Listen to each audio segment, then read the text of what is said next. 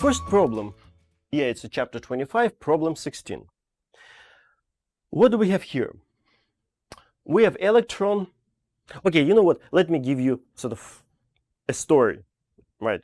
So let's say my neighbors got angry with me, for example. No, my neighbors are nice, but I'm just creating a story to come to this problem. And I don't know, got angry with me because for my yapping every morning at 8 a.m., right, running here classes, right? Right, and let's say they got an accelerator, right, and they started shooting electrons at me. And since the walls are basically cardboard walls, right, so let's say I have a bunch of electrons shooting. Actually, electrons with high speed, high energy electrons, what is that? It's basically beta radiation. You've heard, right? Gamma radiation, it's basically photon, high energy photons. Alpha radiation is basically at particles of helium, right? And beta radiation, it's just high energy electrons. So basically, now I want to protect myself from these high energy electrons from beta radiation. So what can be done? Of course, you can build thicker walls, but I cannot do that. So I can, for example, create an electric field with an attempt to stop these high energy electrons. So basically, now I need to sort of arrange my electric field properly so that I can stop these electrons instead of actually accelerating them more. Right? So we have electrons which has initial velocity 500,000 meters per second, basically 500 kilometers per second. It's quite a speed, right? So we need to stop them.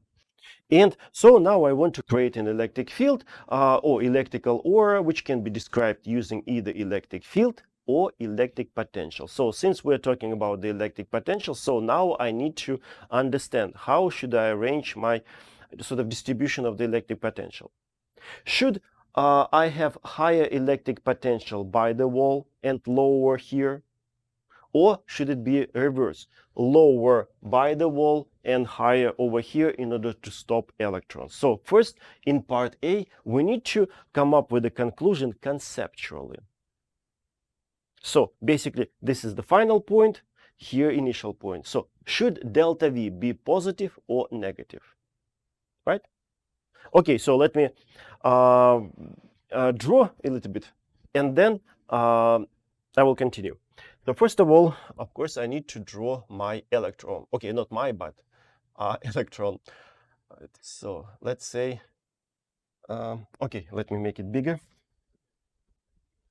and show a minus the center. Okay, so that's our electron, and it has this initial velocity. So this is basically initial point, V naught. And actually, I can say, so this is our initial point, right?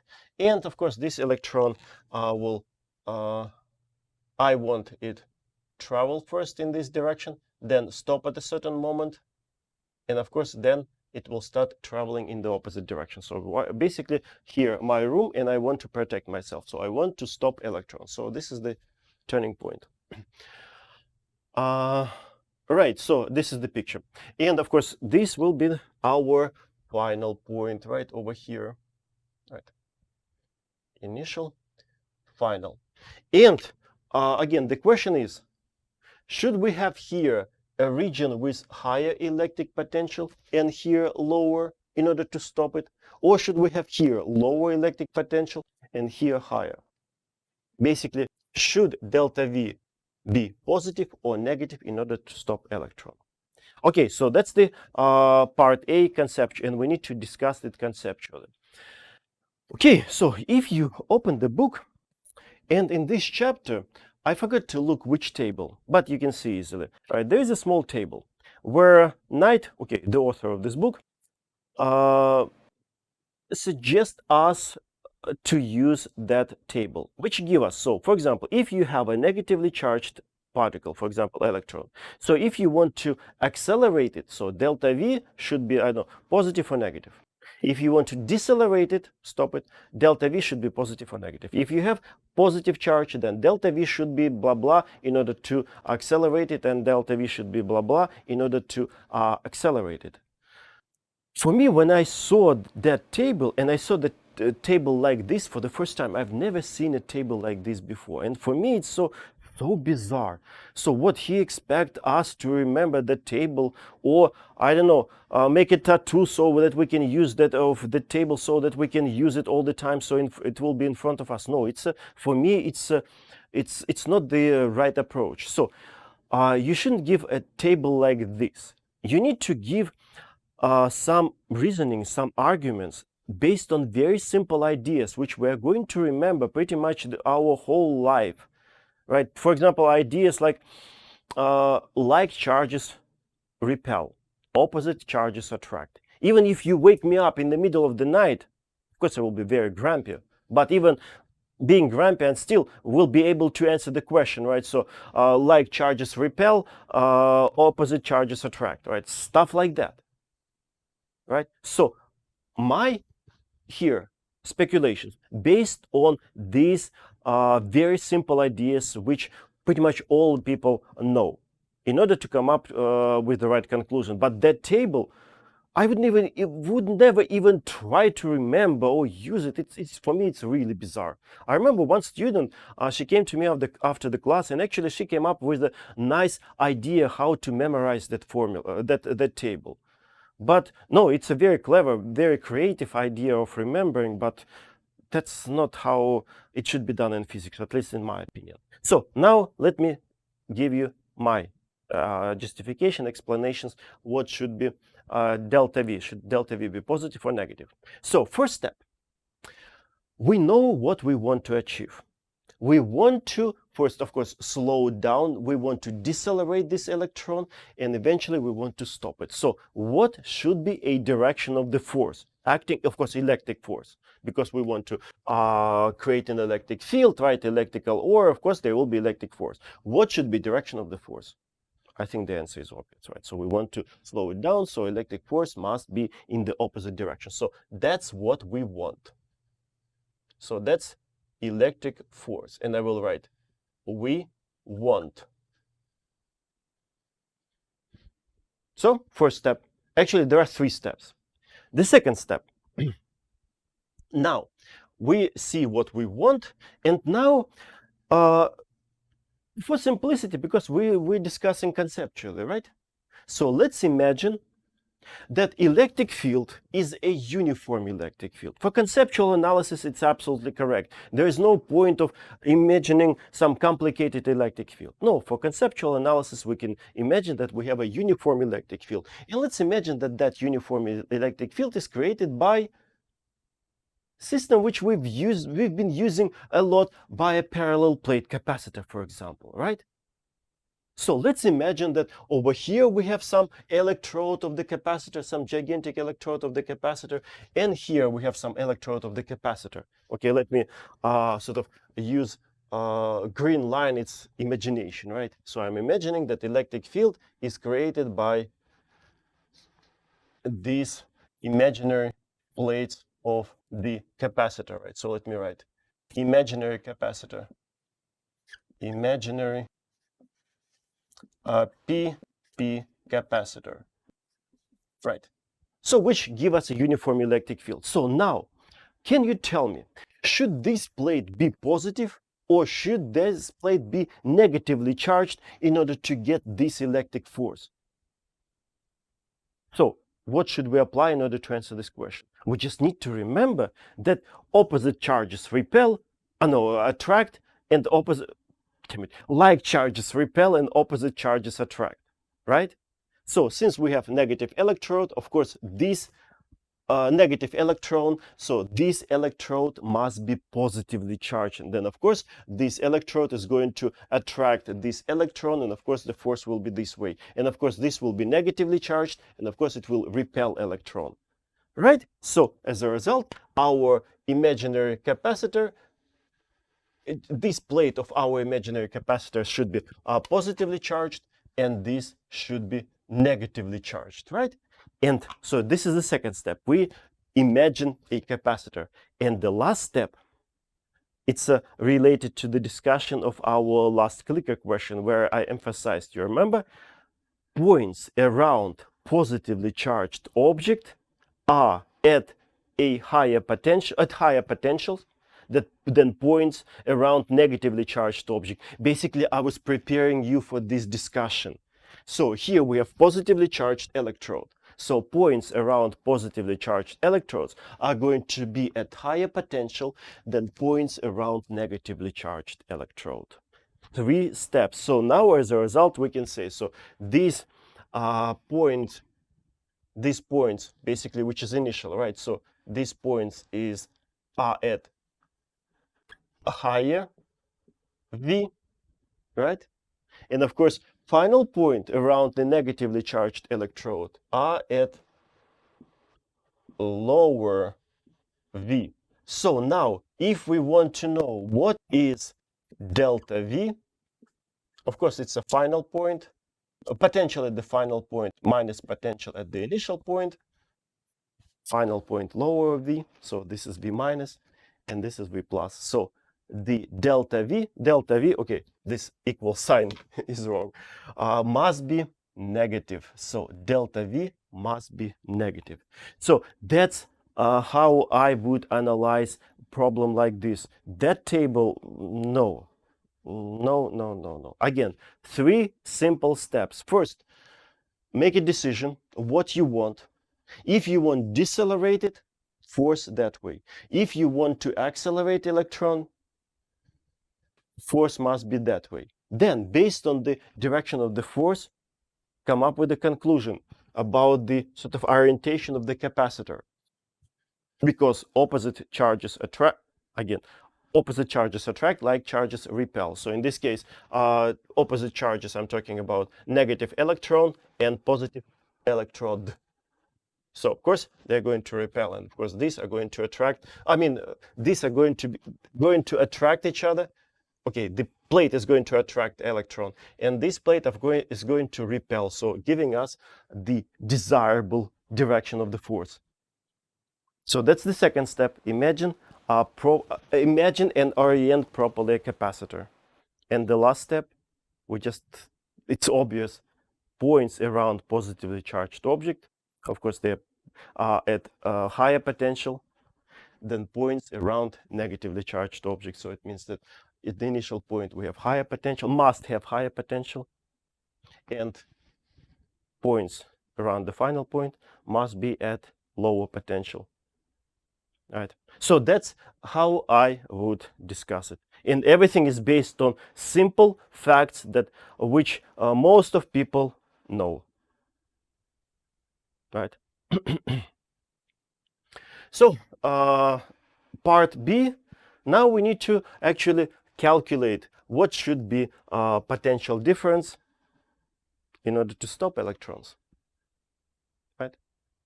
Okay, so now this was a conceptual, and now let's get quantitative.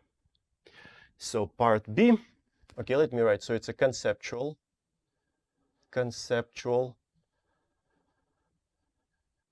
part, and now part B. So let's calculate actually delta V.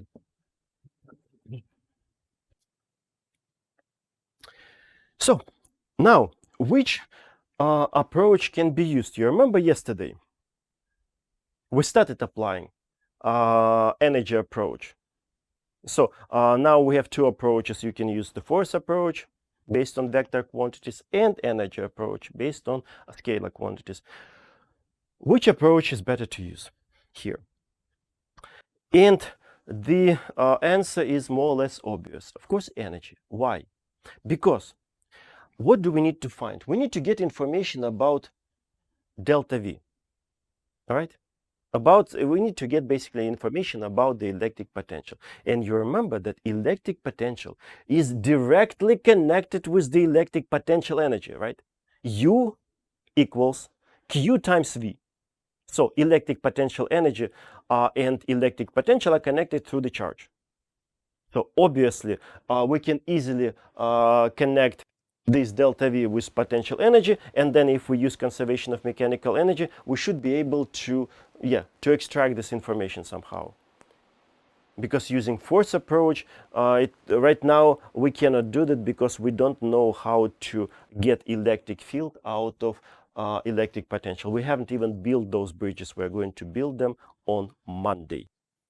But anyway, so I think I justified, since electric potential is directly connected to the electric potential energy, it's a clear indication that probably, most likely, energy approach will be the easiest approach. Okay, so now let's use energy approach. And I will write, so that's our approach number 2, energy approach. Okay, so which is based on conservation of mechanical energy. So, and of course, we're going to compare energies at the initial point, because we have plenty of information at that point, and we will compare with the amount of energy, with the total mechanical energy at the final point, right? So E sub I equals to E sub F. So that's the beginning conservation of mechanical energy. Now let's write it explicitly in terms of kinetic and potential energy. So it will be K initial plus U initial equals to K final plus U final. So now it's time to probably simplify it. Again, I'm asking this question the third time in this semester. So again, remember what's the major piece of information, all right, one of the major pieces of information about a turning point. What's so special about turning point? Again, it's the velocity. Velocity is 0, right? It's easy to see if I give you this justification, right, of 0 velocity. Because if I introduce, for example, coordinate system, let's say this is my x direction that way, positive x direction. So when electron travels that way, what can you say about the velocity? It's positive, because it travels along the positive x direction. But after the turning point, what will be the what can you say about the velocity? It travels that way, negative x direction, so the velocity is negative. So if on the way there it's positive, on the way here it's negative, there must be 0 point where the velocity is 0, because yeah, physical quantities don't jump. And of course, that point is a turning point. At the turning point, velocity must be for a moment 0, as a transition between positive velocity and negative velocity, right? Okay, so now let me write that down, and maybe I will write in red. So V final equals to 0 at this point, right? At the turning point. Okay, so as a result, K final can be dumped because it's 0, right? Initial is not 0. Kinetic energy, potential energies, actually information about delta V is hidden inside of both of these terms. So we just need to reveal it, show it, right? Okay, and at this point, of course, we need to use the formula which connects electric potential and the electric potential energy. And I know for several semesters, I noticed that some students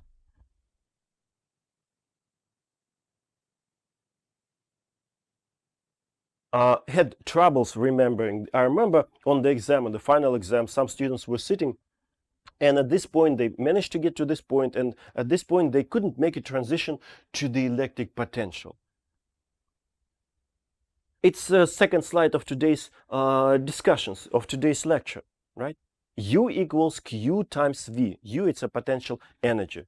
So basically we just need to use over here U equals Q times V in order to make a transition from the electric potential energy to the electric potential, because our question is about potential, right? So now, okay, now let me write, so it's a 1 over 2 mv, okay, initial is v naught squared. This term I will move to that side, so it will be u final minus u initial, right? And now let me write in terms of q. So it will be q v final minus q v initial. Q can be factored out, so it will be q v final minus v initial.